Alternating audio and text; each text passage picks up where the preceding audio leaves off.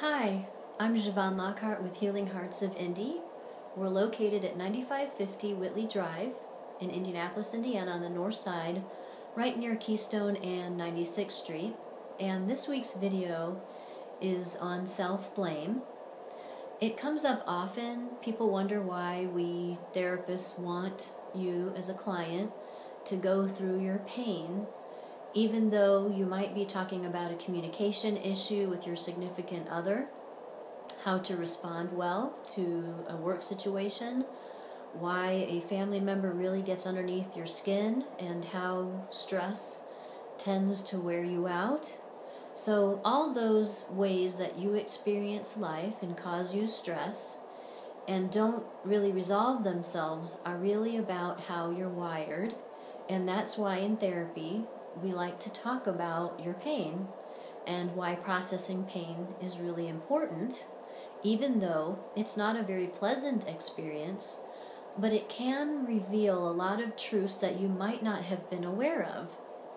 For example, what happens oftentimes in sessions with clients is epiphanies or revelations about why something bothers them. Why something bothers you or your neighbor or your friend can vary depending on what you care about and what you don't care about. There's not a right or wrong way to be about anything in life. Someone might work out differently, someone might eat differently, someone may drive differently, but those differences really seem to be part of some of those stressors that occur between family members or spouses. And one I'd like to really focus on is holding yourself hostage or responsible for another family member's behavior or emotions or how they've acted out. And what really struck me about this topic is how often people experience depression, sadness, anger, a great deal of irritation about someone else's behavior. And the behaviors I'm talking about today are not necessarily positive ones. They're moments where somebody might rage or shut down, feel angry, feel very tense, and the other person is really having a big reaction or a negative reaction that's very uncomfortable for them as they witness or observe what's happening to their family member. Now, how you respond and react is really very important to understand, because number one, there is no way to control another person. You might be able to try manipulation or recommendations or suggestions or give advice, whether it's your child, your teenage child, your adult child, an in-law, or your spouse, or somebody you're dating, or just a friend. That's pretty much all you can do. You can't actually change someone's behavior unless they're on board and agree to change it. So what is it about that lack of control that really gets underneath the other person's skin? Let's say, for example, you have a significant other who really hates when you talk on the phone all the time while you're both in the room together for long periods of time, or somebody who's obsessed with doing work on their laptop even when they've left work and it's been hours and it's well into the evening, or somebody who rages and gets angry. Any of those types of things. There's a way that you respond to all of those different situations and play the blame game, which is why they get under your skin. So first of all, if we break down the process and take the time to look at what's really going on, then that tells us something about what every moment means to you. And you may not be aware of what's going on with you if we were just to look at it from the outside and look at what happens within 3 or 4 or 5 minutes. But when you come into therapy to talk about that process, we can slow down a 10-minute conversation that went south between you and your significant other or your child and understand what's going on for each person. And so today I was wanting to focus on that to address the blame game that you might be playing with yourself that you don't realize is happening. And if you feel very connected or identify with somebody else's negative behavior, and it really upsets you to where you're either wanting to just hide, or you feel a lot of shame or embarrassment about, or you want to lie about to other people, or you don't want other people to know, or you feel just that you have a lot of baggage and unresolved feelings around it, then there's a reason why you're holding yourself responsible for someone else's behaviors and what they're verbalizing, more so than what you really can hold yourself accountable for in reality.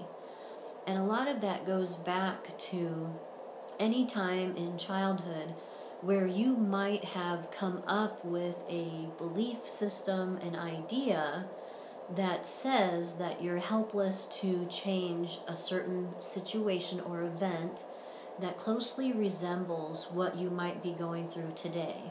And that could be somebody being critical of you at work, could be a spouse who's critical of you. So for example, if someone is very critical of you at home, this may be something that occurred to you in childhood as well that you've never really felt comfortable with. And maybe your family didn't address these issues in a healthy way that says, I'm going to take into account how we can really resolve this. Instead, the unhealthy thing would be to either distract everyone from it, put an end to the conversation before there was resolution, or even just brush it under the rug and minimize the importance of what everyone's experience was around this negative behavior. And so many times there's some passivity around it, some denial, minimizing, not really knowing how do I handle this, because I never learned how to use good, healthy coping mechanisms or skills to address when something bothers me, even though I'm not the one who's doing it. So it's very important to go through that painful process of revisiting how the mind is working, what are the negative messages you're receiving about yourself, not just about the other person, because remember, focusing on the other person is not empowering. The one person you control is you, and what you do about it means that you have free choices to think about in that moment that you might not have thought about you when you were younger. So number 1 is recognizing what processes you have, and 2 is to identify your feelings and emotions around it, and 3 is to remember that you are responsible for the experiences that you have, no matter where they become triggered from on the outside. You're the one who has feelings and emotions that are important. And if these emotions and feelings have been minimized in your childhood or in some way in order to cope with the stress, you were told that it wasn't important or that it didn't matter, you might be overlooking or have a blind spot to some things that are really bothering you. And that can create a level of disconnect that's unhealthy, because you're still going to go through the emotional part of it without them having any resolution, and that can build up over time. So being able to capture those moments of when negative self-talk is going on, of holding yourself responsible for somebody else, or overly identifying what someone else is doing, is really important. And how you can capture that is through journaling, is through any kind of creative, whether you might be an artistic person, writing poetry, maybe writing a letter to that person that you never send, coming into therapy and going through the process to unpack a lot of that stuff, and then come up with solutions. Because once that barrier is out of the way and it's known and exposed, now you can come up with some great solutions on how you would like to handle that situation in the future. Or maybe you no longer feel triggered by those types of actions from other people. So that's what I have for you this week. I hope you enjoyed the video, and if it was helpful, please share it with a friend. Again, my name is Javan Lockhart. You can reach me at 317-224-3211 or via email. That's Javan, Javan, at healingheartsofindy.com. Thank you for watching.